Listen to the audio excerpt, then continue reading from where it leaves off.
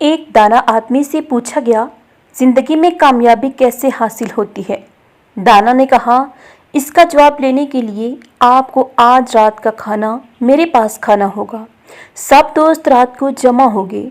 उसने सूप का एक बड़ा बर्तन सबके सामने लाकर रख दिया, मगर सूप पीने के लिए सबको एक एक मीटर लंबा चम्मच दे दिया और सबको कहा कि आप सब अपने अपने लंबे चम्मच से सूप पीना है। हर शख्स ने कोशिश की, मगर जाहिर है ऐसा नामुमकिन था। कोई भी शख्स चम्मच से सूप नहीं पी सका। सब भूखे ही रहे।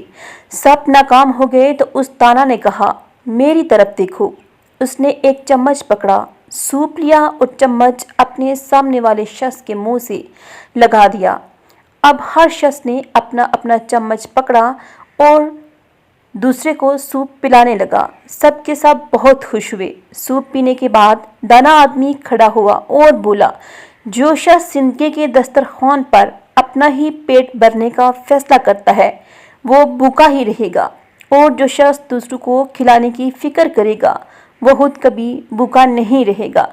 देने वाला हमेशा फ़ायदा में रहता है लेने वाले से। हम सब की कामयाबी का रास्ता दूसरों की कामयाबी से होकर गुजरता है।